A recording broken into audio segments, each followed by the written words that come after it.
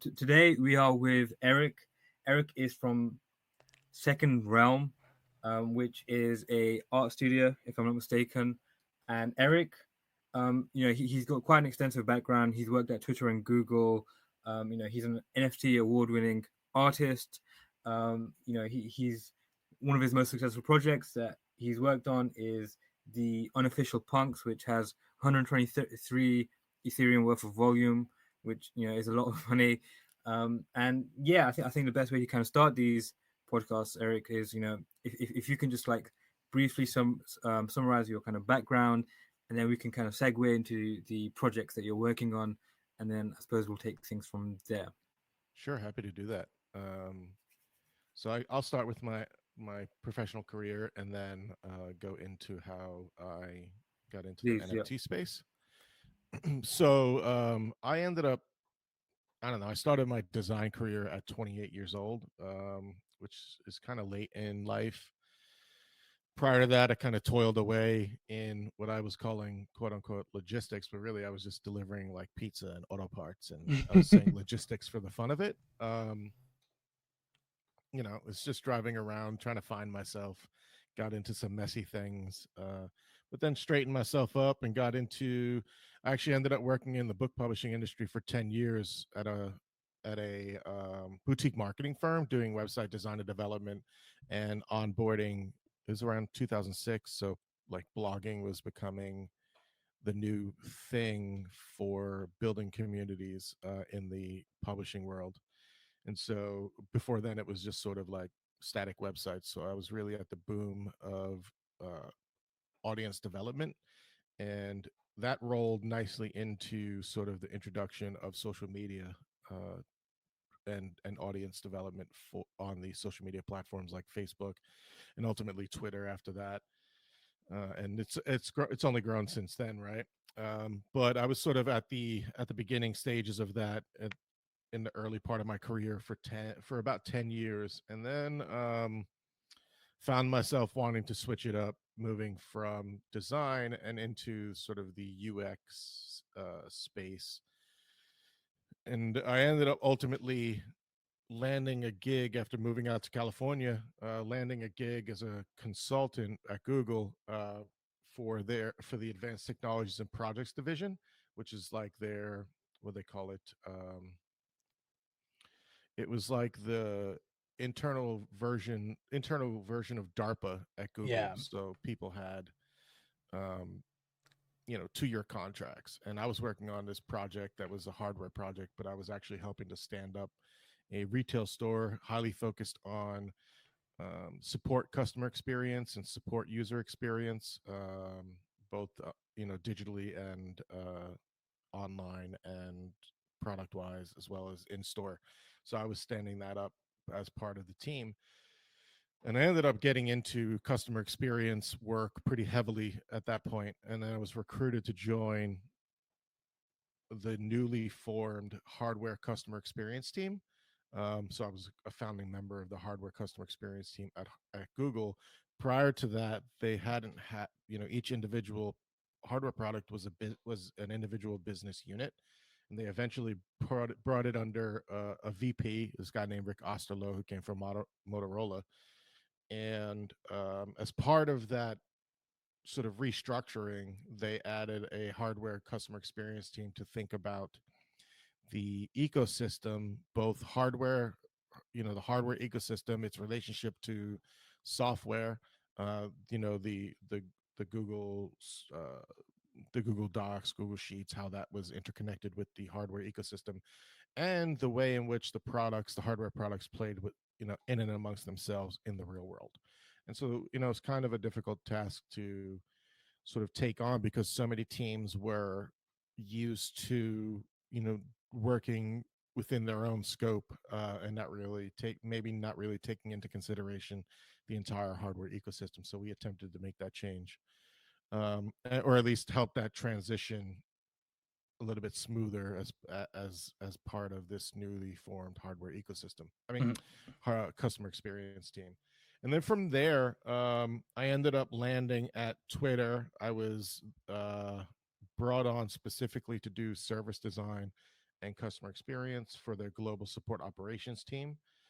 Um, so the team that basically takes in all of everybody's requests that you send into Twitter, whether you're tweeting at Twitter support or you're sending in, um, you're filling out the forms to report someone, or you lost your account, or somebody doxed you, or there's abuse in the platform, or we're capturing content before it gets published about really awful crap like beheadings and murders and things of that nature that really the system tries to capture before it makes it to the mainstream. So that there was an entire global support operations team, and I was brought on to work on um, a few different things, but most primarily it was the relationship between the consumer and their perception of what this team did, and how we can communicate better, and then ultimately that evolved into what I like to call agent experience. So there's an entire army of consultant agencies and consultant agents that helped us do that work, and we were really focused on what it might be like to experience some of those awful, like there was a person who had to click and remove content and had to review those kinds of awful content. You know, what could we do to improve their experience, limit the amount of time that they look at it, things of that nature. Mhm. So really in-depth stuff, lots of research, lots of, you know, talking with customers, lots of trying to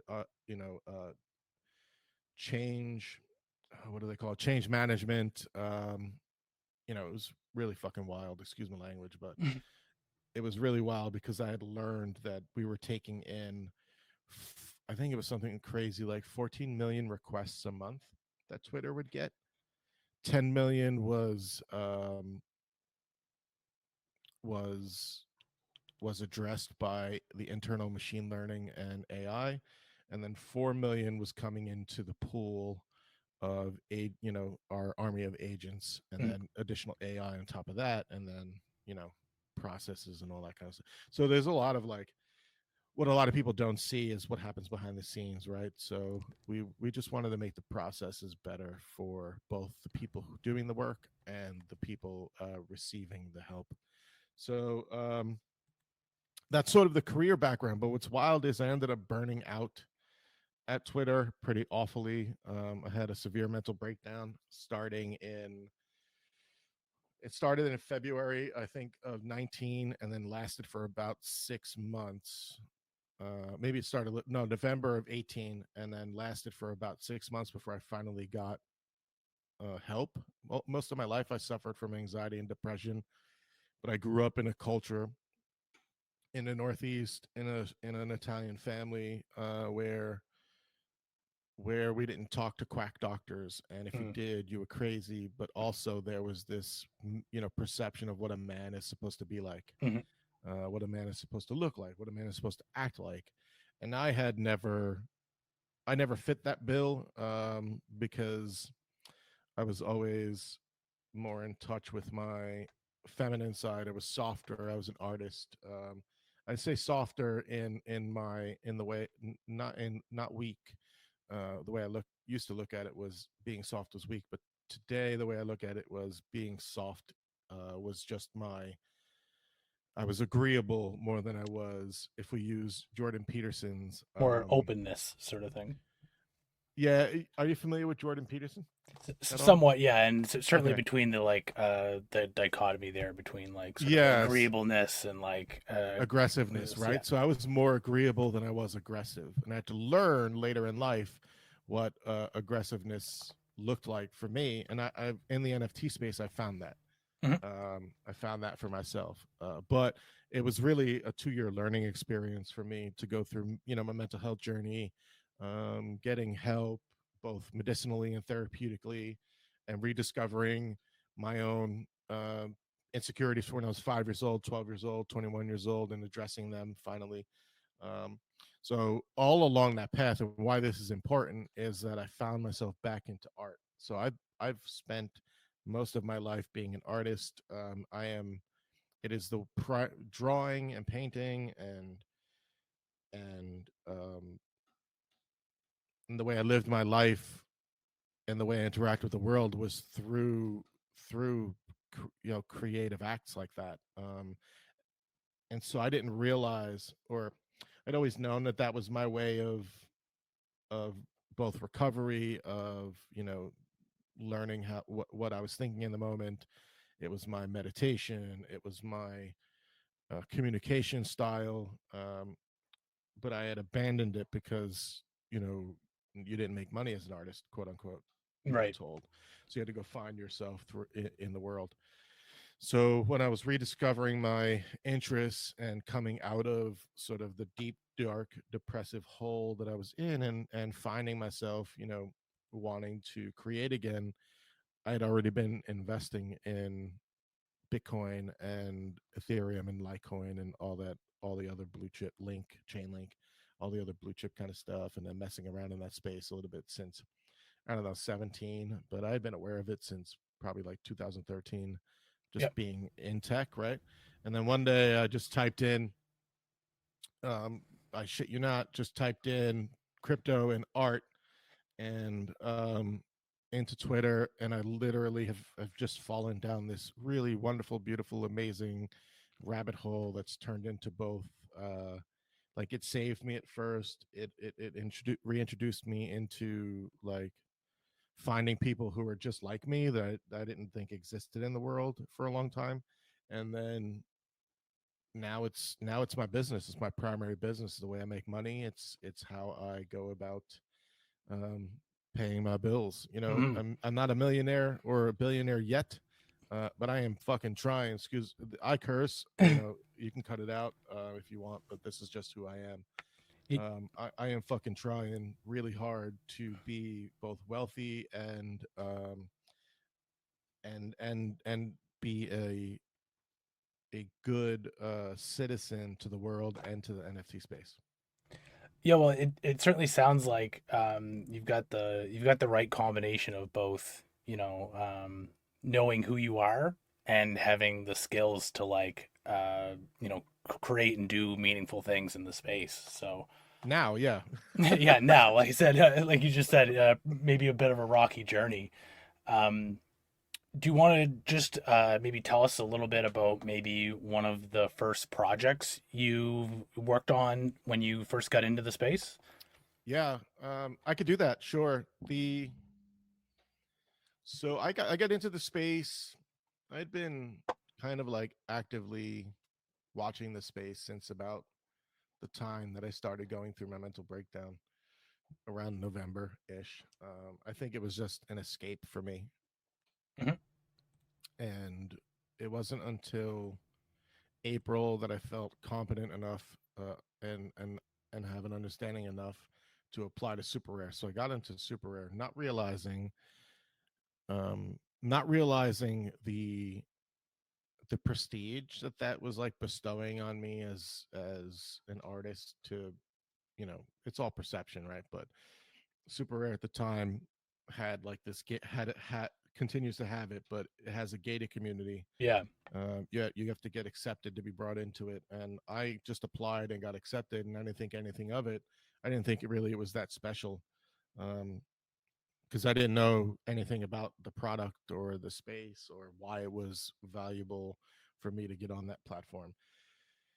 So I didn't really mint anything until late June. So April, May, I went 3 months with sort of like, okay, I'm on this platform, but whatever, I'm not ready to mint anything. And it isn't until June that I mint something. So I later, I minted really crappy stuff. And the reason I'm explaining this, before I get into some of the projects, is I had no idea what I was doing. Literally no idea what I was doing. I was minting stuff, burning it. My Genesis pieces, they're all burnt. They're all sent to the burn wallet. Not that I wouldn't want anybody to have them anyway. And some of the stuff that I've created since then, I don't want people to have. It's like really, like I did a whole well, I don't want to get into that yet. Like that's kind of an important point though, because I Yeah. think like a lot of people hesitate on minting their first NFT or something like that because they need it to be some kind of magnum opus or whatever. I think that's developed over time, and unfortunately, that. I don't like that mindset personally. I think that that's a mindset of the collector Mhm. influence in the space, specifically the whales, because if you do become Ferocious famous or Pack famous or Trevor Jones famous or their Genesis pieces will be infinitely more valuable.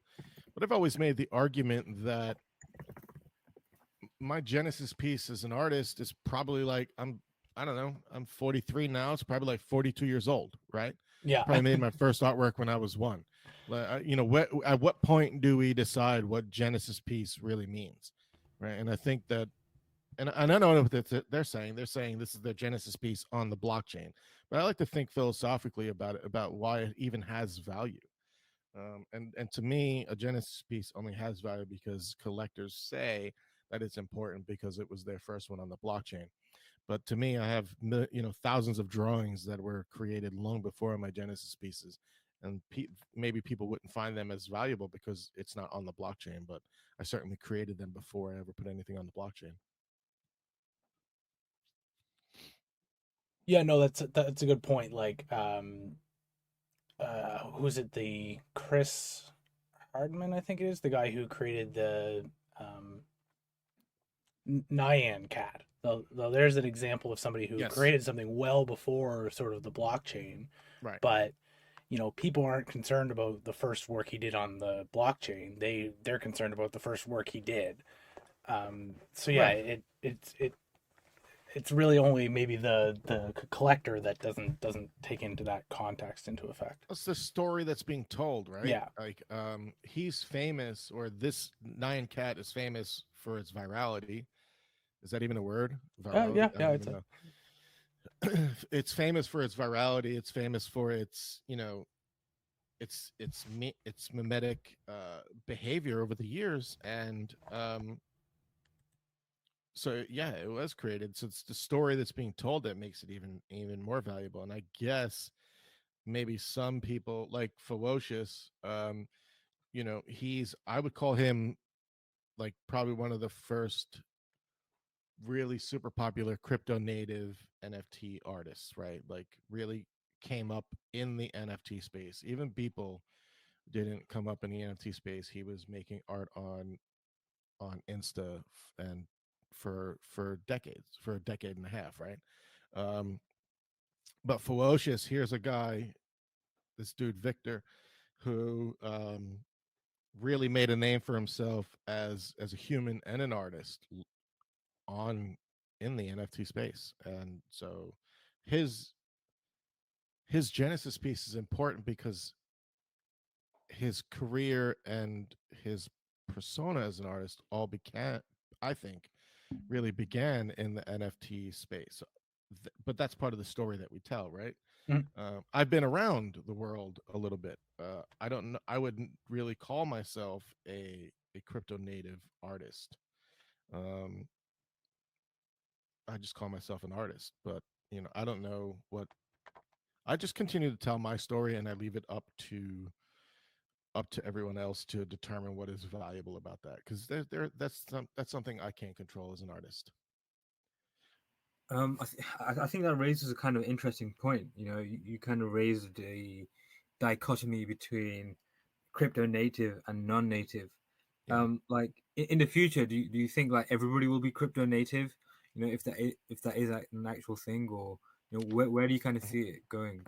I don't know. I don't think it's really that important. I don't want to. I don't want to make the argument that I'm not trying to make the argument that crypto native versus non crypto native is an important value or metric. It's just a fact, in my opinion, that Ferocious I would consider him a crypto native artist, but um, I think we're all no, I don't know. I don't know how to answer that because when we look 20, are we internet native artists? I mean, we've had the internet for what 20 something years, Mhm. 30 years. Are we internet native artists? I think we're just artists.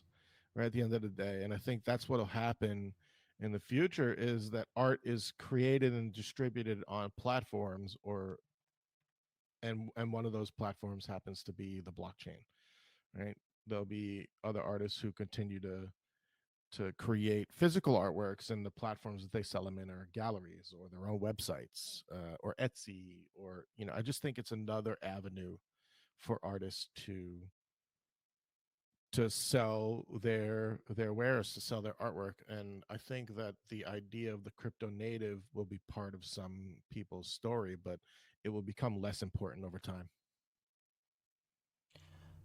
Not identifying as a crypto native yourself, what would you say that either from your previous experience or in the corporate world or with your own art, what do you feel like you brought to the space when you first started creating here?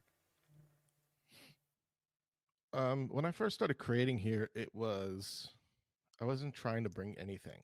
To Mhm. be perfectly honest with you, I could tell you what I did eventually bring, and I will do that. But when I first joined here, it was literally a new avenue for me to explore and play with both technology and art, um, in a very small community. Because at the time, I mean, I've hypothesized that the community is about 30,000 people right now.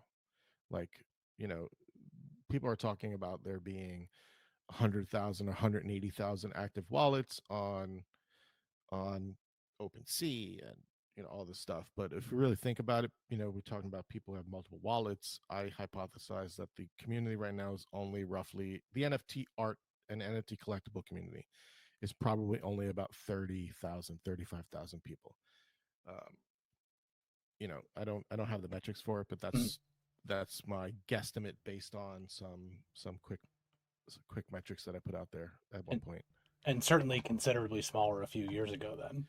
Significantly smaller, yeah. So, and the reason I make that point was, to me, it was like I was creating in a vacuum, and that vacuum was this quiet space where we had our own little internal infighting, but we were all like here for each other. And it was crypto art. We weren't even calling it, like, it was NFT was a thing, but we weren't calling it NFT. We were calling it crypto art. The 10K collectible project didn't really exist in the way it's existing today as an entire medium. Um, Although it did exist in that the punks existed, but I even poo-pooed on the punks, and the reason I passed on them was because I didn't think the art was all that good. And so, like, my mindset was, well, I'm in it for the art, and visually and aesthetically, I didn't really get what this whole space was about even when I joined it. So I was sort of like exploring. I was just exploring the technology and learning the space through creating art. And that's why so many of my early projects, like Skyscapes, which is I would consider it a generative project, but it is not an AI generative project. It's 100 um, uh, hand manipulated versions of Skyscapes, basically, to create, that were ultimately glitched using software and Photoshop and other kinds of glitching techniques, to create something that was visually aesthetically pleasing for me. um, and the reason I'm bringing that up is, I didn't consider at the time to put them all under one contract. I put them on multiple contracts. So there are some that are ERC 721 tokens, there are some that are ERC 1155 tokens, and they're on another contract, and then there's ones that are on the Hive blockchain, um, on NFT Showroom. So I was exploring also, like, other chains, or what I was calling at the time alt chains. Anything other than Ethereum, because Ethereum was basically where a lot of the stuff was happening. So what I was doing was exploring the space through creativity, and then through that I was learning about the space. So I have some, like, really immense learnings from that time. But I think what I ended up ultimately bringing to the space was some. I have a natural inclination to like want to do too much with something, and by doing that, I stretch myself beyond what I'm actually capable of doing. And so I'm specifically talking about something called the people's potato and later tater tech. The people's potato was created in August of 2020, and or right maybe earlier. I don't really remember the exact date. And it was challenging the concept of scarcity because there was a significant debate among collectors who were saying that artists needed to produce less work in order to make their work on the blockchain more valuable, that scarcity mattered. And remember, this is pre 10K project. This is pre ape boom basically. Mhm. And so everybody was really focused on how can we, or collectors are really focused on ROI on like artworks. And the way that they thought about ROI was if there was less artwork available from an artist, that means it was going to be more valuable for them. So they were guiding artists to produce less. And I vehemently and still to this day vehemently oppose that. So I'm very loud. I'm very opinionated, and I bring that to the space in practice. And one of those practices was the people's potato, which I minted 1 billion. That's a B. 1 billion. Uh, I guess you would call them semi fungible tokens now, but 1 billion NFTs of the people's potato, and then started selling them for 0.0001. And at the time, I think that was like $4, or no, it was like 4 cents. Yeah. Um, and so the whole concept was like was there was no other artwork at that time. Maybe Max Osiris created one. He did. That was 400,000. But I really amped it up and created a billion of them. And the whole idea was to simply say like, fuck you, fuck scarcity. It's the idea that matters. And I proved it over and over again. There are 65,000 of these that have been collected by people. Um, Wow.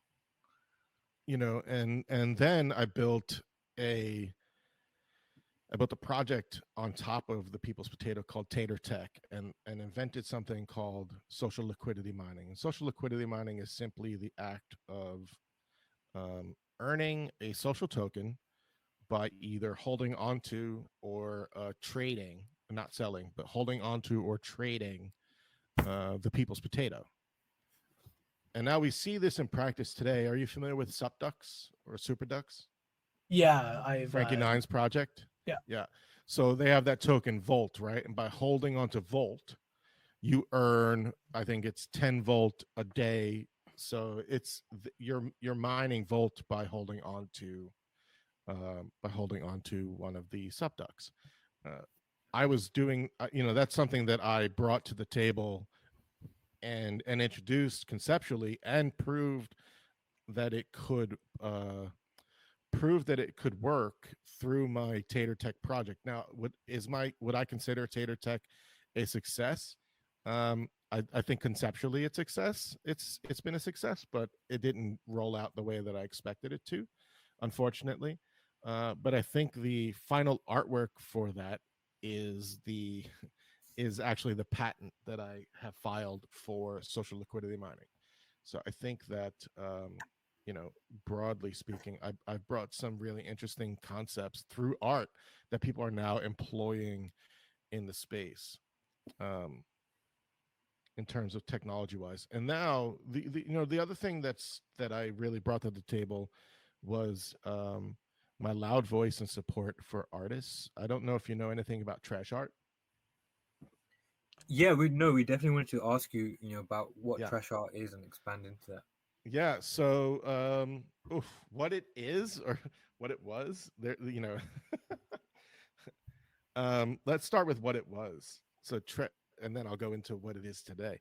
What it was Trash Art wasn't anything. There was a group of artists. Remember, I told you earlier that had gotten onto super rare, not realizing the importance of it. Mhm. And at the time, I was sort of finding my way through the space, and I started aligning. Just I don't know why, it's sort of who I fell into and who was most welcoming to me. There was a group of artists: Rob Ness, Max Osiris, Jay DeLay, Nino Artero, Wizard X. Significant, many more. Shaolin Shop, um, and this group of people really helped. We helped guide each other in the space. We didn't have clubhouse rooms. The only place to find out information about NFTs was on Twitter. There was no other. We didn't have clubhouse rooms. We didn't have spaces. We didn't have all these massive amounts of websites and people having podcasts talking about the NFT world that didn't exist when we joined. So when I joined the space in 2000, 18 and 19. So it was all word of mouth, and you had to. I, I guess we find ourselves in groups of people that we align with, and I did. I found myself in and amongst this group of people that were so welcoming, and so willing to share information and not be and not hide information. Like there were some in the space that didn't want to talk to you if you weren't one of the cool kids, whatever that meant for them. And unfortunately, that still exists today. That's why we have alpha groups. That's why we have, excuse my language, but I'm gonna curse a little bit here. That's why we have fucking 888s, inner circle, and all that stupid shit. Um, uh, because as humans, we tend to surround ourselves with people who are either A, most like us, or B, most like us and will support us through Yeah. through our lives. But that then means that we inevitably don't include people, and that was Yeah. happening then. It's happening now. I don't like it personally, because I've been an outsider my entire life trying to find my way in. And so when I did find my way in, it was amongst this group of ragtag anti uh anti cool kid, the group that was so welcoming, and just wanted to help bring more people into the space. And anytime that that someone with influence would talk down to an artist about their artwork not being good enough to be on a platform, we would say, who the hell are you to define what is and isn't good art? So here we were, these people out here being a voice for the artists. And what was happening is, on Super Rare, there was this move towards this 3D aesthetic, and the glitch aesthetic wasn't in the minds of some of the more influential people at the time. It wasn't up to the standard of quality they wanted on the platform. It was detracting from the quality of art that was on the platform, even though a lot of these 3D art we're seeing today, and even then, was created from tutorials you can find on the web for free. um, there's not really a modicum of art thought put into some of it. I wouldn't say all of it, but some of it. Um, Yeah. so at the time, artists like Rob Ness were really pushing the boundaries, and I guess you know um, trying to stand up for the idea of what we thought was. I want to backtrack this half a second and say, at the time too, the utopia of decentralization was still something I think a lot of people believed in. So when you were marketing yourself as a centralized platform, and yet you were gatekeeping, that seemed to go against the the not the thesis, the ethos Ethos. Yeah. of decentralization, right? And so we were saying, well, you're calling yourself a decentralized platform.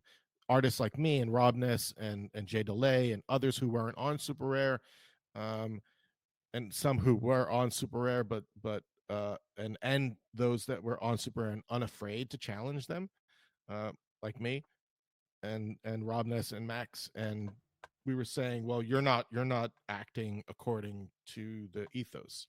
and they didn't really like that. The whales didn't like that because it was affecting their pocket in some way, or at least mentally. The glitch aesthetic was taking away from their pocket, I think. So they ultimately ended up calling that kind of art trash art. And I don't want to specific, I've called out the people who said that before. You could look into my articles, but Jimmy, who I would consider I'm friends with now, Jimmy Eth of 42, NFT 42, and Whale Shark, probably the most prominent of the two people at the time who were adamant opponents of the Rob Ness kind of and Max Osiris kind of art, were the loudest, and really they were pushing their weight around, and it ultimately ended up with Rob and Max being kicked off the platform. I hadn't been kicked off yet at that time. I eventually got kicked off Super Rare. Mm. Um, I hadn't been kicked off yet, and so we didn't call ourselves. I know this is really long winded, and I'm sorry, but this is really important stuff.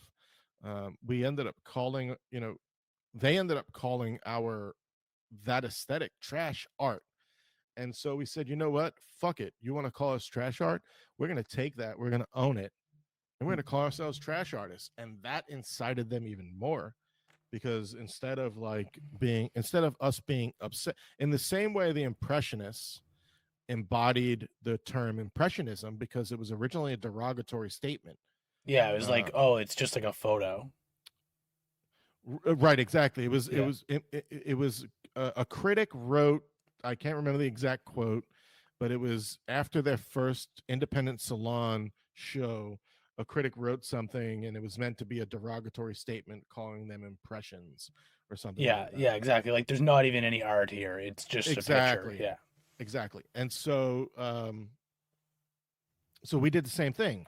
We just said, you're going to call us trash artists. Great, we're going to take that, we're going to own it, and um we just ran with it. And really, what the other thing that happened and really allowed this to occur was a new platform had just come onto the space, Rarible, at like 6 months before or 3 months before all of this happened. So it was relatively new. It was also not really well respected at the time, and it was known for a lot of like stolen art or art that was being thieved, and people were, or other kinds of nefarious acts. But when we joined that platform, we brought a lot of artists with us because we were educating them on how to mint on the platform. They can mint here for low cost. They can mint here for it wasn't gated. It was an Yeah. open platform. It was easier to use at the time than OpenSea. Um, it was specific, even though they wanted it to be about collectibles, it seemed to be specifically geared towards art, where OpenSea was just still at that time kind of figuring itself out. Very broad. You didn't, it was a little bit like the UI was kind of messy at the time, and Rarible had at least a cleaner UI, and it was much easier to use at the time. And so we ended up like introducing people to Rarible and bringing yeah, we ended up legitimizing Rarible as a platform, even though Alex and team will never admit it and left the Trash Art crew completely out of their first report, which we pointed out quite rightly. Um, he thanked Osinachi and Pack and others for coming to the platform. The only reason these fucking guys came to the platform is because we had already proved that it was a viable platform to use, bringing hundreds of artists and tens of Yeah. thousands of transactions. You sort of bootstrap the network effect there. 100%, yes. Um, so that's the beginnings of the trash art movement in and of itself. It was always about one thing. At the time, it was about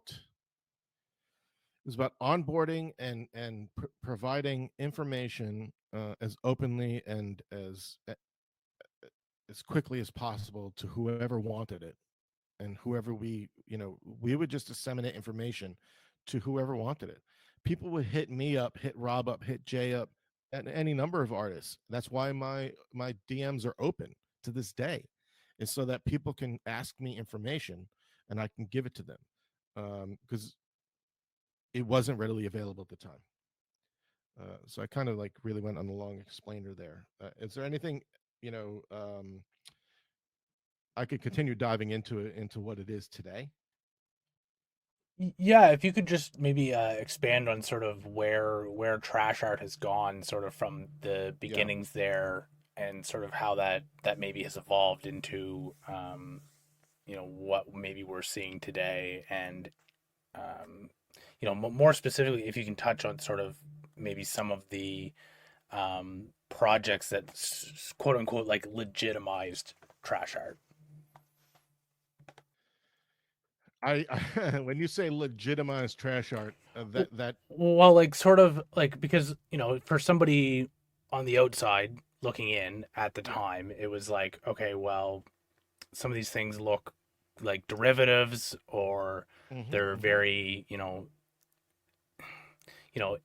if the punks were low effort, then somebody just copying them and making them face the other way, that's even more low effort, right? Yeah, So so like, I wouldn't consider that trash art, but I understand where you want to go with it. So I yeah, think, like yeah, for somebody on the outside looking in, how do they make that distinction, right? Like, sure. where's the distinction between somebody kind of putting their spin on something versus like just trying to like grift or take advantage of somebody else's work? Yeah, so first you'll have to know that I have a bias, a personal bias here. So I want to introduce that before I answer that. Mhm. My bias is, I think copyright, trademark, and patent law should be abolished. Personally, I think it's worked against the creator more than it has worked for the creator over the years. It is in my opinion, it is oh, what's the fucking word I use? Corporate. It doesn't matter. Basically, it's there for, in my opinion, copyright laws are there to hold down the creator and protect. It's corporate protectionism. It's there to protect the corporations, and we see this over and over again with the quote unquote Mickey Mouse Act in, shoot, the late 1990s. I think it was 97. And then prior to that, they extended the copyright again. And then, it's supposed to come up again in 2025, or 2024 is when Steamboat Willie comes up. Oh yes. And 2025 is when most of the depictions of the current Mickey Mouse that we know will come up for, it's supposed to be put into the public domain. The Uh, 99 years or what have you. Right. Yeah. And the likelihood that that will continue to be extended is, well, I mean, Disney has proved over and over again that they will fight to extend the copyright on their works. So, and then that's just one example. There's many other out there: cease and desist letters, people using DMCA for bullying. All of these things are, unfortunately, affect, I think, the affect creativity. I strongly believe that nothing is original and everything is a derivative, essentially. It's each and everything we create, each and everything we build upon is influenced by something before it. Even quote unquote original ideas are created by taking previously existing ideas and then, introducing them in new and innovative ways, but they're still derivative of those ideas, and I think we've lost sight of that over the years. And I could simply cite Bob Dylan here. Bob Dylan is one of the most egregious uh, artists who've stolen folk art and then, Yeah. just basically made his entire career upon it, and people want to call Um, him an original artwork. It's not. It's derivative. But we're kind of getting away from it, away from your question. But I just wanted to introduce that that's my bias. Is I am heavily biased against copyright. So where trash art falls in that is, the primary reason Rob was kicked off Super Rare was because they claimed that his use of a toter, which was taken from a Home Depot website and then reimagined and photomoshed and completely changed, 100% transformed, um, except maybe in shape. 100% transformed, or transformed completely. They claimed it was copyright infringement and they didn't want the liability, so they were adjudicating um, what was copyright infringement, and that's to be done in the court of law. It shouldn't be done by um, by a platform. But then they started to throw in, like, it had to do with community ethics and terms of service, and this is where terms of service actually help corporations and products and platforms, because terms of service typically are stricter than most copyright laws, and that's because they want to protect themselves from liability, which I get. You're a company, you're a corporation, of course you want to protect yourselves from liability. But that seemed funny to us in the decentralized space, right?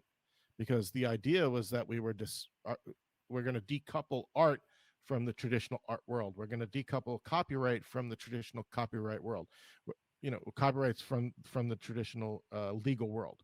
We're going to decouple finance from the banking world. But it just turned out that that was not the case, and they were continuing to prove it to us by pushing and amending their terms of service. So No, where I think this is all very valuable kind of information, especially how you've tied trash art back into the whole copyright stuff, because yes, you have gone into copyright a little bit on your blog as well as a few Twitter posts. So yes, and it is a huge issue of like intellectual property. I've talked to people who've like they come from the institutional art world and they're like, what about IP? If I reproduce this or all this other right. kind of questions. And I think it's just a very good thing to explore. Yeah, and I think it's the job of an artist to push the boundaries, and I think we do that. I think that's one of the things that makes trash art so unique, is that we're not just accepting of what I don't want to say. I don't want to speak for all trash artists. I'll speak for myself. I'm not just accepting of what somebody is going to tell me should and shouldn't happen. Um, I'm going to push boundaries. I'm going to see where the lines are. That's how we learn where the lines are. That's how we fought for 10% royalty and got 10% royalties, because we pushed. There were some platforms that wanted to give us 3, and there were others that wanted to give us 7, and then even some at 15. And, at least until this point, we've agreed that 10 is the industry standard. But we did that by pushing boundaries. Same thing with copyright. And what you see, the influence of trash art here, and I don't think I don't think it's been I would say I don't think it's been overtly expressed, but I think where trash art is influenced is in the current state of 10K projects, where you see so many of them, even specifically apes, right? They really took this and ran with it. But they basically said, you own your ape, you own full commercial um, rights to your ape. We're not, and ownership is adjudicated, or they didn't use adjudicated. The ownership is mitigated by the contract itself. Like, that is in their terms of service. Um, and this is still a little bit left open to interpretation. There are some people that believe that that indicates that Bored Apes has given up full IP to the owner of the ape. And then there are others, lawyers specifically, who say, no, according to US law, it requires a physical signature on a piece of paper, which is kind of like fucking bullshit, especially in the age of digital signatures. And, contracts should, a smart contract in the age of digital signatures should be able to indicate full IP ownership. But anyway, Bored Apes went further than anybody else up until that point in saying, "Look, you do have a significant amount of ownership that we're bestowing upon you for your ape." And how cool is that? And I think that would not have occurred had Trash Art not pushed boundaries on what copyright should look like in the decentralized space. Cool. Just to expand on this kind of topic, there's been this whole debacle regarding crypto punks and derivative projects, and you have Yeah, written quite a bit about it. I yeah, mean, is it? Could you just expand on that and what that kind of entailed and some of the implications of that? yeah. So I created a derivative project called the Unofficial Punks in February of 2019, and this was right at the sort of upswing of punk hysteria, punk awareness, punk interest, and a lot of people were being priced out of owning a punk. And to be perfectly honest with you, I at that point had regretted, because there were many times I should have gone into punks, but again, I was for a long time I just didn't get it. I didn't get that it could be valuable of because of their influence on the ERC 721 token, their historical value. You know, it had nothing to do with the artwork, had more to do with the community and and and what it meant for the space. I didn't get that at the when it first launched, and it took me a long time to get that. So when I finally got it, I decided, you know what, I'm going to make my own punk, influenced by Money Alana, who made his own punk, and after I made it, my post went viral, and so I started just like people asking, "Can you make me one? Can you make me one?" So I started doing free commissions. I wasn't trying to make money off it. I was just trying to like really be a part of the excitement in a way that makes sense for an artist. Um, Mhm. and so that's how that all started. Now, if you want to talk about copyright and things of that nature, people started to, and why I started here and why it's important is at that time the punk community really was not what's the word I want to use, was not keen on derivative projects because they felt that it was taking away from the crypto punk community, I guess. Um, and so that ties right back into copyright, right? They said we were scams, they said we're money grabs, and then at the same time that this was occurring, we had Binance, the bunks, or the Binance punks, and basically basically took the whole punk project and just put it on the Binance chain. um, and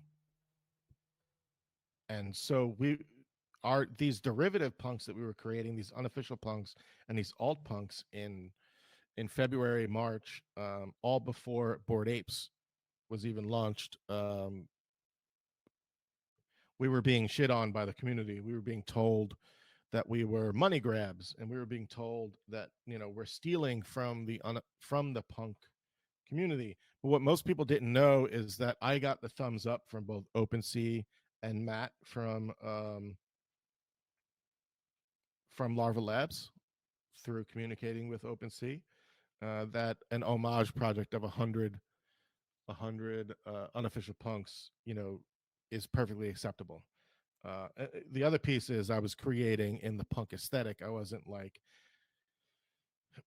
even though I believe in copyright abolishment, I wasn't attempting to make that argument with the unofficial punks. The unofficial punks was basically fan art, and we were just exploring, like, being a part of the punk hype. It was supposed to be so much fun.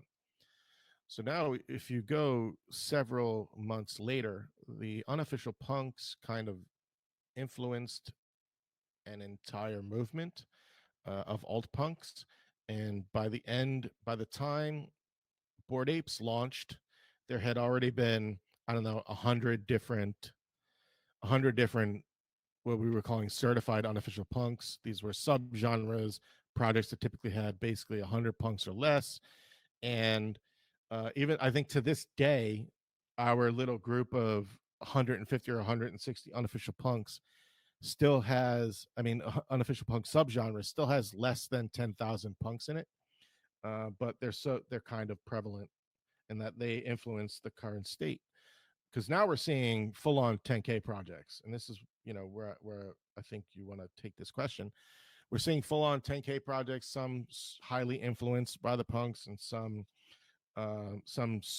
very closely derivative to the punk. If you're talking about the funks, which I think are super cool, and they're super cool because they challenge the punk. They challenged Larva Labs exactly where it needed to be challenged.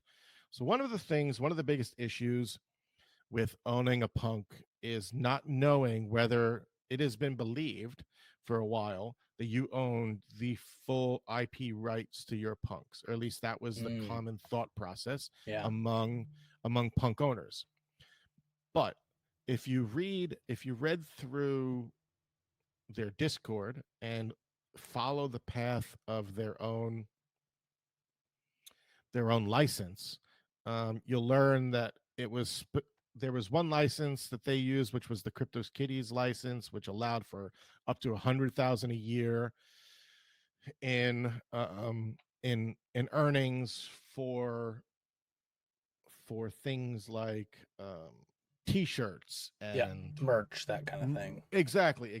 So there was a lot of confusion, and I think that was brought to light even more when the funks came around, because it's not very clear what the crypto punk what Larva Labs will go after with a DMCA or not. It still isn't. um Although there was some unfortunate situations where OpenSea had preemptively taken it down. Nate Chastain had Yeah. preemptively taken it down. And unfortunately, that doesn't look too well considering the current state. I was gonna say, especially as of very recently. Yeah. Yeah, and I don't think they're related personally. No, I have, but it's a but bad people, look either it way. is, people will make that connection. I have a lot of respect, actually, for Nate. I think he was doing a tremendous amount of good work and being a voice for people to connect with for OpenSea. And Something for that they artists, especially, right? and for artists, yeah, and but just from like a product development standpoint, the standard of the product seemed to improve rapidly from a UI UX perspective, and even from a customer service perspective. It seemed to continue to improve rapidly under his leadership. I think that's going to be severely missed. And I got to know him a little bit over, because I talked with him both publicly and privately right before I launched, not right before I published my article, because I wanted to make sure that I was characterizing what he was saying accurately. Um, and I was, of course, because I used quotes, but I wanted him to be aware that I was publishing it too. And I got to know him. I have a lot of respect for him, and it's unfortunate. I also don't think what he did was ethically wrong. There were no standards. Everybody else in the industry seems to be okay with having alpha groups and um, having having having project creators tip off their buddies Yeah. about buying into something earlier, but it's not okay for Nate. Like, the fucking hypocrisy in this space is laughable. But that's another topic for another day, because that one I'm more emotional about that, and I can't speak logically about it, because I haven't formed a good quality logical argument for why I feel that way yet, but I'm trying to. Yeah, that's very intelligent to sort of know know where to not talk. Yeah, I mean, I've made my opinions known, but they're just opinion. I don't have fact. Un- like Unlike the discussion we were just previously having with CryptoPunks and copyright, there's a lot of fact I was able to pull out and research, all available to me on their Discord, all available to me through communicating with members of the community. So I can speak to that factually. And yeah, there was lots of confusion about what copyright looks like for an owner of a punk. There still is, even though they'll never. I attempted, after I submitted my article, I was kind of like shut out. They wouldn't. after I published my article, nobody wanted to really add any more context to it, because I was started to ask questions about, like, is this how, it's my understanding this is how you felt, this is based on tweets, this is based on, conversations I've had with people, and then they just clamped up, right? Because the value of punks now almost supersedes trying to challenge what Larva Labs is doing, because they because of fear of dumping the price. You know, so you have, for people who don't own a punk, it's much easier to criticize. And so for me, I don't own a punk, much easier to criticize. I asked Matt and I can never remember the other dude's name, Pen 90, whatever his Twitter name is. I've asked both of them to comment, and they haven't. Larva Labs has never openly stated what their opinion on copyright is, but as I indicated in the article, I think the Meebits, the Meebits license or terms of use, however you want to Yep. call it, is a really good indication of how they feel about CryptoPunks. Can you expand on that a little bit? I'm not like I'm familiar with Meebits at large, but like, Yeah. is there like a clear distinction between the Meebits contract, so to speak, than the Yes. Yeah. CryptoPunks one? Yeah. There is a Meebits contract, Meebits terms of service, and as last I checked, there isn't a CryptoPunks Oh, okay, license. so it's like it's clear with the Meebits, whereas it's this hazy, unclear thing with the punks. Yes, yeah, and I think a lot of that haze. Remember, this is before the recent IP. Who they sign with for their movie rights or cartoon rights or whatever it was. This was all happening before they made that huge signing contract with the media agency. So now it's clear that they want to own their IP. It's clear that that that Larva Labs is the IP copyright owner, and that they grant a license to the CryptoPunk owners. But it hadn't been, I think, expressly said, or it hasn't even been expressly said, but it wasn't expressly clear until they signed this huge deal. I can't It's think a of. UTA, I think. Thank you. Yeah, UTA. Yeah, they signed a huge deal with UTA, and that is all. I mean, it's like abundantly clear now. They want to own their copyright, and they were probably working on this deal then, and couldn't. It wouldn't be prudent of them to communicate what their opinions were because they were working on this deal. So, Mm. so good on them. I mean, I get it. So, you mentioned briefly unofficial punks. Yeah. I suppose if we could revisit that and just like if you can kind of explain what that was and how it kind of picked up a lot of traction. Yeah, I don't really know the reason for it picking up a lot of traction. I love that it did. I made a significant amount, and that's why I love artist royalties.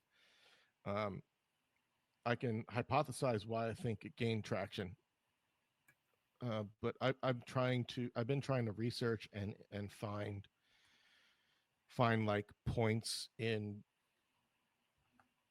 in discords, or if specific people were pumping it. I did learn, I don't know, there's this dude Bitcoin Baddie who has kind of a following on Instagram, maybe like 30,000, I don't remember what it was, but he started pumping unofficial punks, and or talking about it because he bought one, and it started to gain a little bit of traction. But I think part of what unofficial punks is, and will always be to me, it was my way of expressing, um, like, just participating in the excitement of the CryptoPunk, like, I don't want to call it hysteria, but it's kind of what it felt like. People were just like oh, I'm not able to get a punk, but this is really awesome. I want to be involved in it.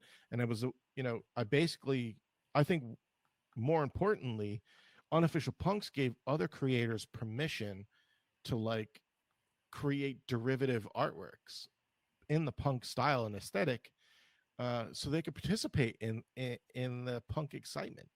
Like people started putting, this is before PFP wars and before, we're talking February, right? Like, yeah, it was the, if you had a punk in your profile, um, that meant something, but that was the only thing that meant something. Nobody else's profile pics meant really anything.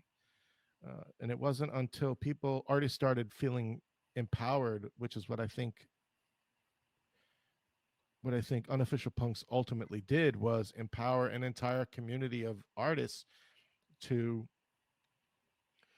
create their own punk style artworks. Uh, this isn't to say that we were the first. There were other derivative artworks. I wrote an article about this in the history of alt punks. We weren't the first punk derivative project. The punk derivative projects had existed almost since the moment punks were created, since 2017. Some dudes started making like physical canvas paintings of punks, and then it evolved into AI versions of punks that weren't put online, and then from there it evolved into AI generative punks that were eventually put on the blockchain. So it evolved over time. But what happened was, unofficial punks gave a community of artists that were feeling restrained, because we were just coming out of what I would deem an NFT winter. It had been pretty hard. Sales had been kind of low for most artists. There wasn't this PFP 10K boom yet. So people were struggling to find creative avenues to make money, and that may have been one of the chief motivators for them. But for me, it wasn't. At the time, it was just to like, I'm a creative person, so I wanted my own punk style avatar, and I said, fuck it, I'm gonna make my own. That just seems more appropriate for me. Um, and unofficial punks ultimately, I think, empowered a lot of other artists, and we've seen dystopian punks. They, I mean, my God, I think they've. Last time I checked, they were, I don't know, maybe 3,000 or 4,000 ETH in volume. Began punks, which really exploded. They had been around since before unofficial punks, but they exploded right after unofficial punks came on the scene, and they're at like 4,000 in volume, 4,000 ETH in volume. These are significant numbers for derivative projects. And Even fast food punks is almost at 4,000 ETH. yeah, yeah, I'm frustrated by fast food punks. Not for its creativity. I think it's really cool and really smart to build on a meme, Yeah. and that was great. But when you see Larva Labs submit a DMC claim to OpenSea for Funks, which flipped it and then added some new element with the border, right? Yep. Which is a small change. But then Fast Food Punks does nothing but add a hat. Okay, like I didn't see The vitriol. Like it well, wasn't like there wasn't the same level of like upsetness, I guess, or whatever. that, but from like a challenge, like if you're gonna challenge Funks, you need to almost also challenge Fast Food Punks. You know, to me, there seemed to be the same percentage of change across the whole. It's 20%. Probably the minimum legal percentage you're supposed to change something for it to be considered transformable, which I think is something that can be looked up. I think I'm quoting correct. Um, and you know, it's also unclear. And you're exactly right. The vitriol. It's also unclear what people will will will fucking be upset about. It makes no sense to me. It's like if the punk community is okay with it, then Larva Labs is not going to say anything. But the punk community was not, they did not like the funks at all. Uh, but I think Larva Labs has taken it too far by turning it into litigation, in my opinion.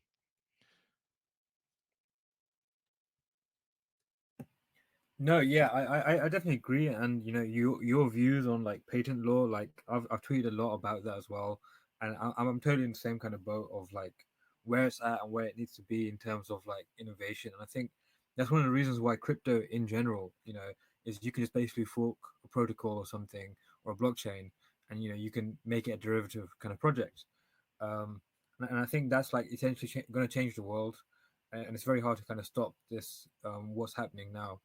But Oh, they're going to try. mm, yeah, I mean, so let's expand on that. Like, what do you think they will do, and how possible is it for them to actually accomplish that? Yeah. I don't think they could challenge it technology wise because it will be, when I say they, I want to be very specific. I think the federal government will will be unable to challenge access to the technology because then it will start to look, especially in the US, because then it will start to look a little bit like uh, communist China. And I don't think that US citizens um, would appreciate that because it would not for no other reason other than it would look aesthetically bad. you know, for a free country to restrict access to communication technology, right? Or quote unquote free country to restrict access to communication technology. What they will use is the power of the SEC and the power of the IRS to affect on and off ramp um, uh, uh, access and legislation.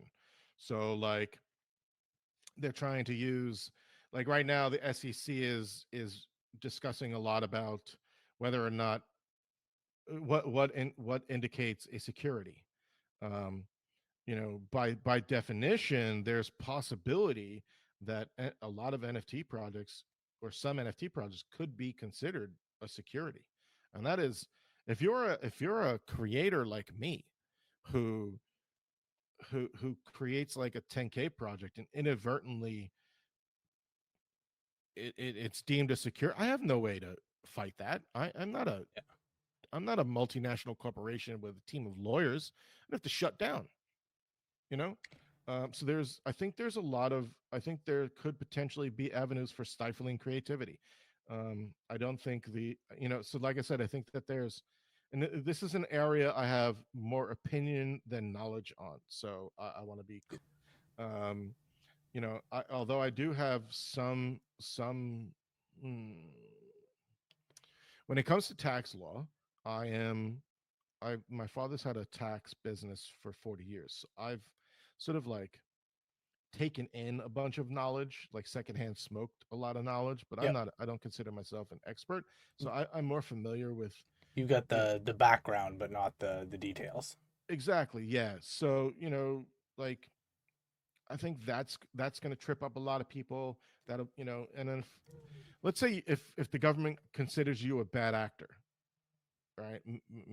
I don't know, me, like hypothetically one day they're like Eric Rhodes of Second Realm is inciting blah blah blah by challenging copyright. I don't know, inciting, I don't know, whatever it is. And hypothetically maybe they want to come after me. They're not going to come after me but like through criminal law. They're going to come after me through the SEC or the IRS. Maybe I forgot to file taxes in 2017 about my crypto assets, right? Like who knows? Just But just drown you in paperwork rather than anything else. exactly, yeah. So like there's a lot of unknowns here, unfortunately. Um, but I do think regulation is coming. We should all be prepared for it, but we should also and this is true of myself, I think too, need to become more knowledgeable of what regulation would mean. And that means diving deeper and becoming a little bit more expert than those who are regulating us so that we can challenge them on the nuts and bolts. I think there's a big opportunity there to sort of play their game against them as well. I know we might be a little off topic here, but the whole drown them in paperwork. I've heard people suggesting such things as like literally printing out and mailing in transaction data in its raw form to comply with their legislation, which is sort of an interesting take on that. That would be amazing.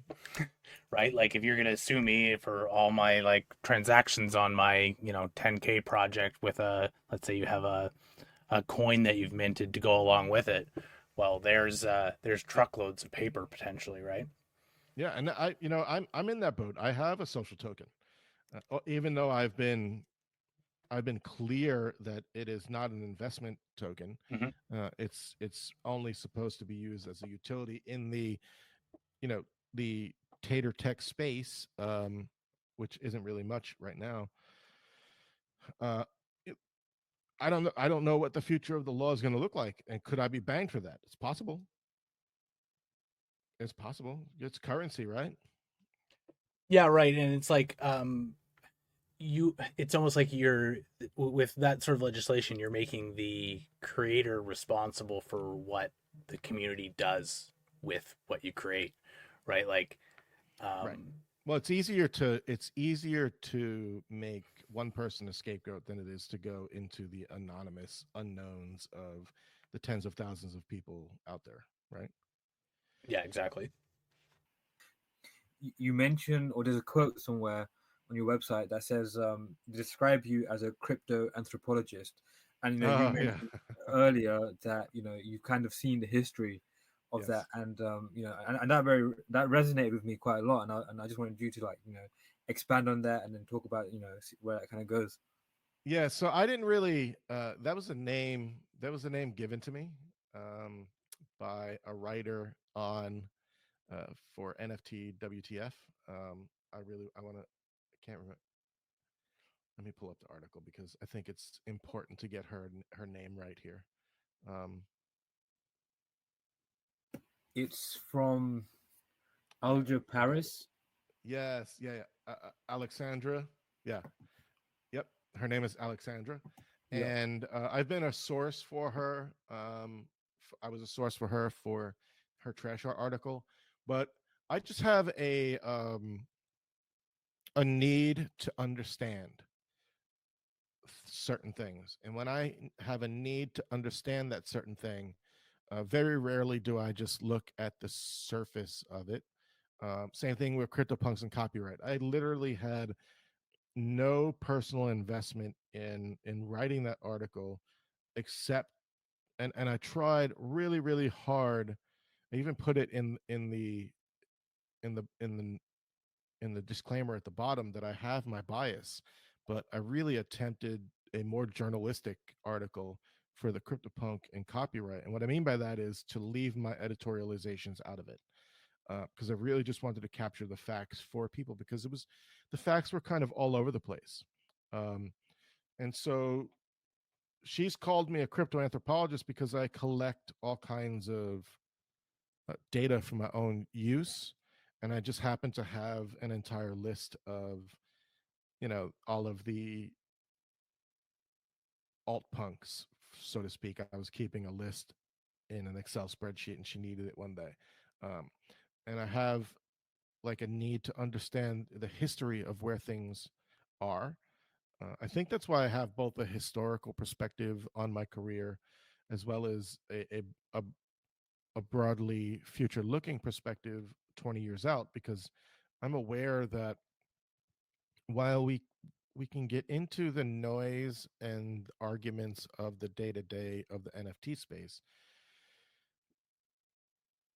I'll give you, for example, I have long said that it's token quality is gonna be a non-factor, but you'll see a lot of early arguments that platforms should be making ERC 721 tokens, and that but OpenSea moved to ERC 1155, and I promise this is important to the discussion. Um, and what we see in traditional product development is what we're seeing in NFT marketplace development, is that those that provide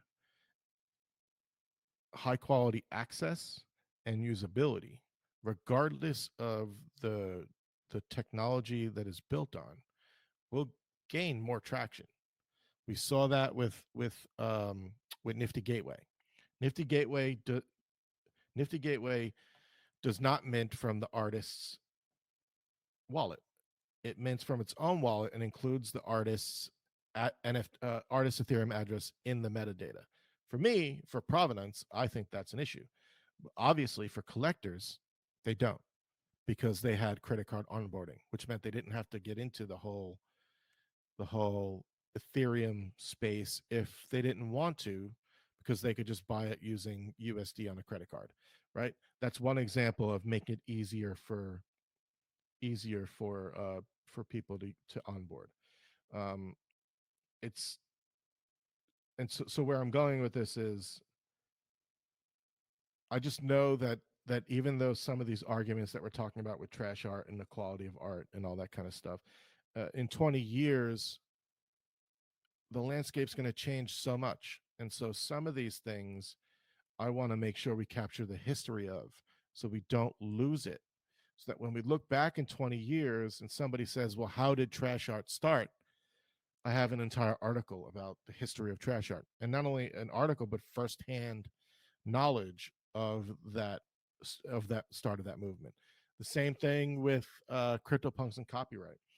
I have firsthand experience in researching it and talking to the people. So in 20 years, there's this information that exists. There's a reason that I created my podcast, to talk to artists who are not really well known.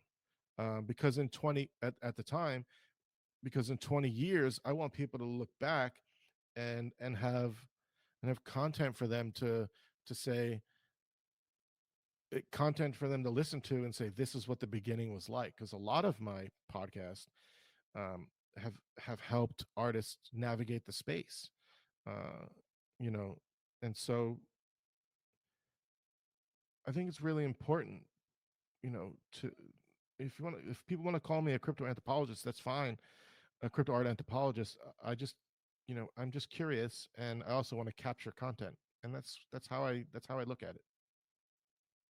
That's that's awesome. The the podcast there is the Outer Realm, right?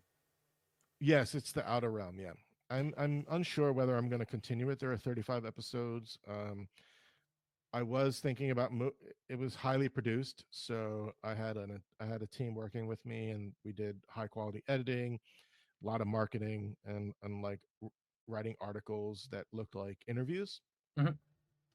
And I found that it was more work for me. I found that as an artist, I was more interested in, selfishly, I would say this selfishly, I was more interested in being the news, rather than capturing the news. But I have, but I have this, like, I have two internal drives, and I sometimes don't know how to necessarily navigate them really well. I'm still learning it. One of those is I have a need to understand how something happened. And then I have a need to want to tell people about how that thing happened. And that's why the blog with some of the articles that I've written exist. But I also selfishly have a want to build my own brand. And I'm just a one man shop, right? Like, I outsource the podcast editing, but I'm just a one man shop. So I'm not trying to navigate both of those interests that I have, in this space, and I think it puts me at a disadvantage, from an artist perspective, because I'm highly opinionated, and that tends to color people's perception of who I am, and may even distract them from either knowing or purchasing or wanting to own my artwork, because of the opinions I do have and the people I do challenge. I will challenge Super Rare. I will continue to challenge Super Rare, especially since, I think they unfairly, uh, banned me. Mhm. And the reason they banned me, I'll just get into that for half a second. I threatened to mint a Hackatow remix. I didn't mint it on their platform, but I threatened to be a bad actor. And before I had the opportunity to mint it, they blacklisted me. Um, and this is the kind of this is the kind of thing that I think is bad for innovation in the NFT space, because now Sort of you're saying, gatekeeping or whatever. oh, there's always been gatekeeping, you know, but if you're going to purport to be uh, an artist friendly community and want to, you know, I don't know, be a chieftain of innovation, and but then, you know, I'm going to do something, you think I'm going to do something, they basically I Like mean, thought it's crime almost, right? Like yeah, well, they basically minority reported me, right? banned you before you even had a chance to commit the crime, which is like arguably not a crime anyway, especially if you're, you know, purporting to be a place of Yeah. innovation, I mean, right? So I will tell you, I was 100% going to do it, but it's even, I think it's more egregious that they banned me before doing it than after. certainly, yeah. Is there anything else you wanted to touch on that we didn't, Eric? That you wanted to either promote or feel like we may have missed covering? No, I mean, not that I could think of. I have, you know, I'm at a point, I'm in a lull right now. I am trying to figure out what the next steps are for Second Realm, as an artist, and as an art studio. I You know what I do want to talk about? I want to talk about the 10K projects. Yeah, And sure. Go ahead. Yeah. yeah, I want to talk about them in this way. Um, the scarcity and rarity debate. Oh, okay, excellent. For a long time, collectors were telling artists um, they need to mint low numbers, don't mint a lot. Um, you need to make your art scarce so that it maintains value. And what apes proved by creating such a dynamic process for and template for really, I mean, they influenced an entire generation of PFP projects. They're basically ape derivative in process and template. And I don't mean artistically, I mean like in the way that they distribute and develop their project, and the contract, and then the airdrops and all of that, kind of the roadmap, right? all of all these projects today are just derivative of that.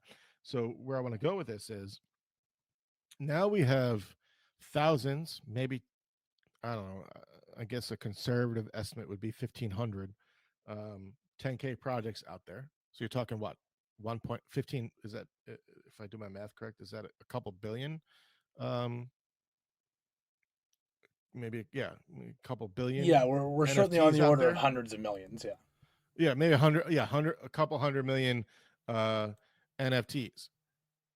Like, all of a sudden the scarcity and rarity debate shifted, and it's still in the artist realm, and collectors are still saying this to artists, yet here they are collecting projects that are developing, you know, dropping 10K AI generated stuff almost weekly.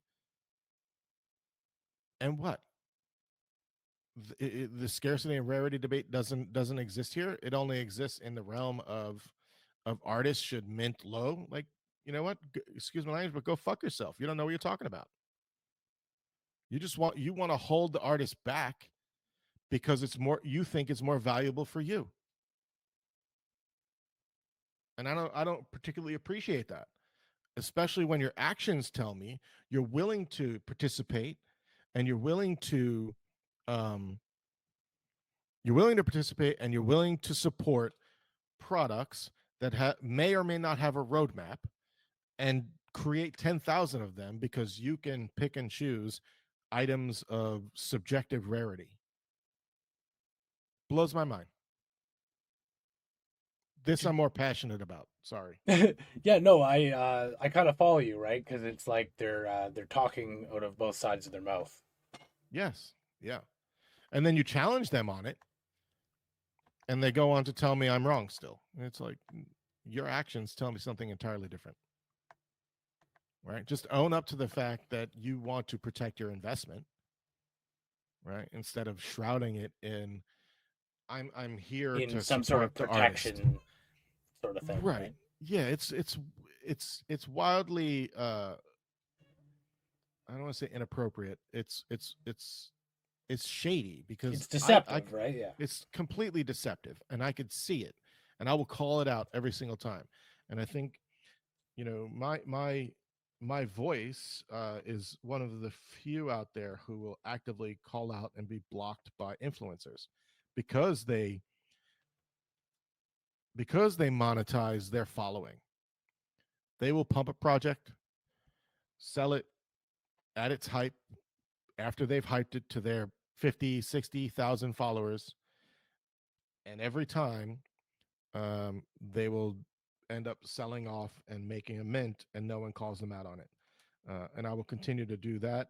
Continue to call them out on terrible advice to artists. Continue to be a voice for artists because I don't think we have many of them. And unfortunately, with the influence of the 10K project, uh, of course they're not all 10K, but we just use that as a you know a Just a quick metric kind of thing. Yeah. a descriptor, right? Yeah. It's just a descriptor. The PFP, 10K PFP projects. Um,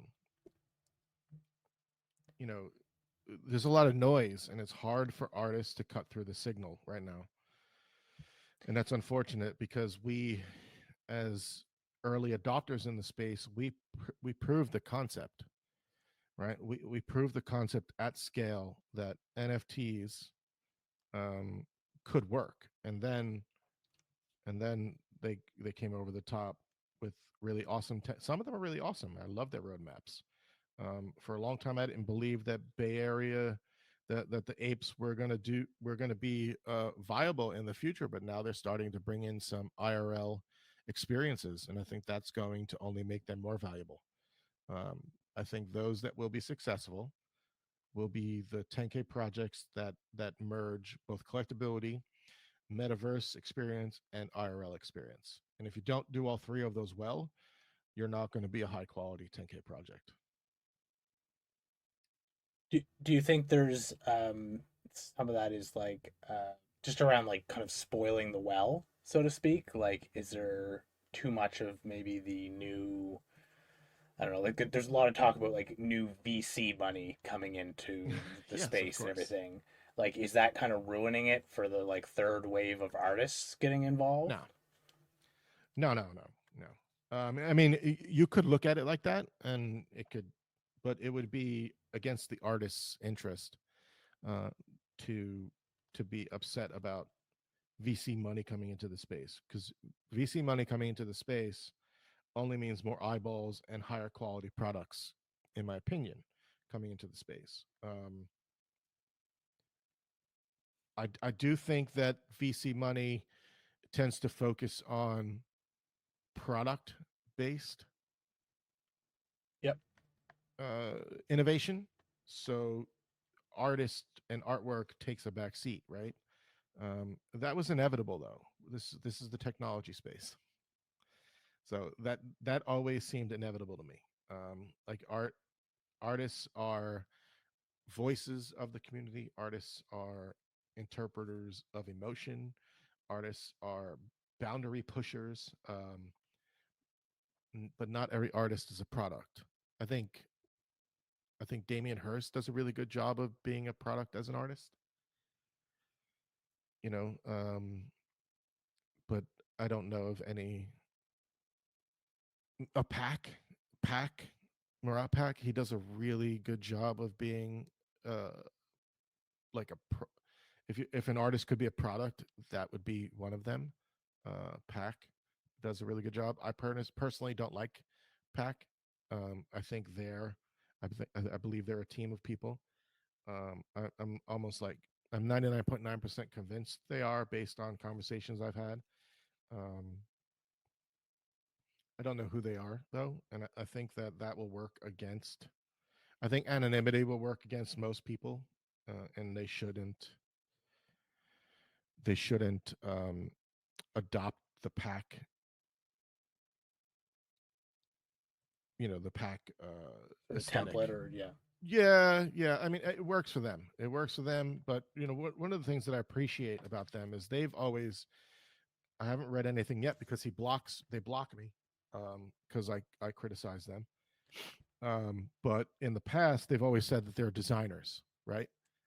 They design artistic experiences, and I could jive with that. I get that, and so um, I think that there are some people who could be product, like a product brand kind of experience in the art space. Ferocious is certainly beginning to be one of those. I don't know what long term viability he'll have. I think his aesthetic is really cool, but I don't know. I think what Pac does differently is that he is really working on the technology side of things, not the aesthetic side of things, and so he's like expanding the way in which we creatively think about the use of the technology, and I think that's cool. Yeah, sort of making a like a bigger canvas to work with, kind of thing. Yeah. I don't, you know, I don't get it from like an investment. Well, I can't say that. I absolutely get why people would invest in a pack artwork. I don't invest. I don't buy art to invest necessarily. I don't even buy 10Ks to invest. But I have.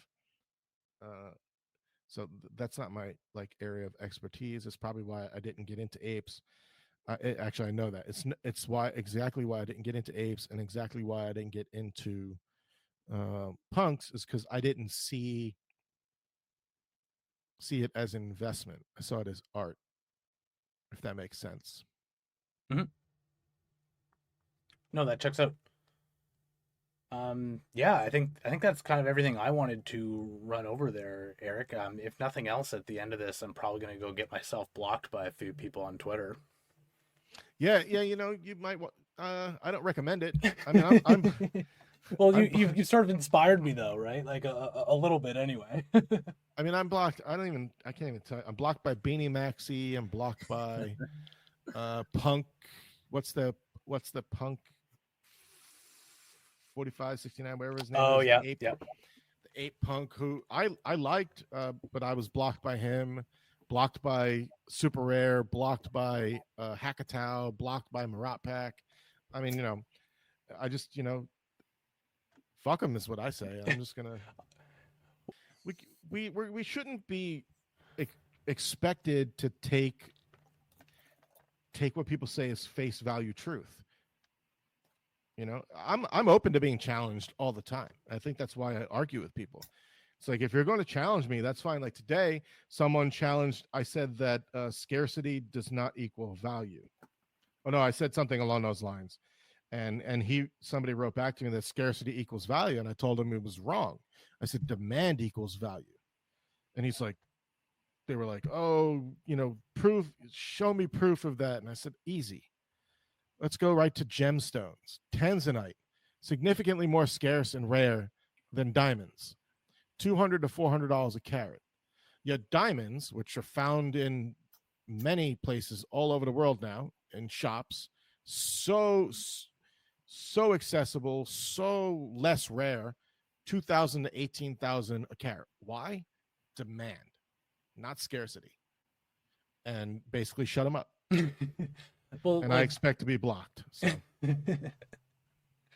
I know personally I've learned things the quickest when confronted about things directly, right? Like there's that yeah. moment when you feel like the your gut drop out or whatever, and you realize you're wrong, and you Yeah, can you learn something a lot quicker by that than like any other way, in my mind. I recently had that, and it's relevant to what we're talking about. I know that, you know, I've been keeping you guys here a long time, but I did a lot of political anti-Trump art um, during the 2020 campaign, and I don't put it on my website for a reason. I'm not proud of it. I'm not proud of it because I equated Trump, at least in like not allegory, it's like simile to Hitler, and I was just using it to incite, right? And the more I thought about it and I did some more reading and some more learning, I really used the image of Hitler, uh, not it's immaturely. Mhm. It was not really well thought out because there are few in the world like Hitler and Stalin and Maoist China, right? Who really genocide was is super disgusting. And Trump may have been a horrible human that I didn't agree with, um, in my opinion, but he certainly wasn't Hitler. And I felt when I look back at that art that's on the blockchain, I'm embarrassed by my use of it. So yeah, to your point, when you learn something about yourself, the stomach drops, and I always am fearful that in some way that this my art's going to come back to bite me. Um, and I'm starting to formulate the reason for me not promoting it anymore, and that's because I am embarrassed because I do think I used it. I didn't use it. I used it. What was the word I used? Immaturely. Mhm. It was. I could have been a better artist by not taking the low hanging fruit there and doing something a little bit better. Yeah, no, that's a good point there.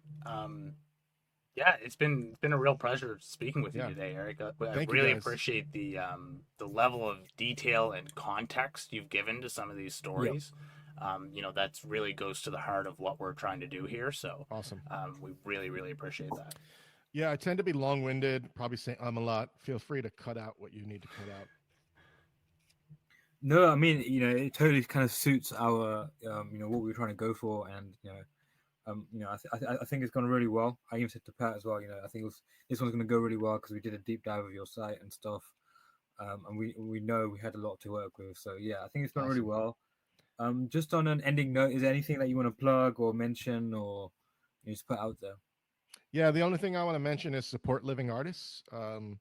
That's it. Go out there, find an NFT artist who may not be the most well known. You can't imagine what purchasing an artwork for $50 or $100 means to a new NFT artist. So go do that. Awesome. Sounds good. Sounds good. Appreciate Thank having you. you on. Yep, Cheers. I appreciate you guys having me.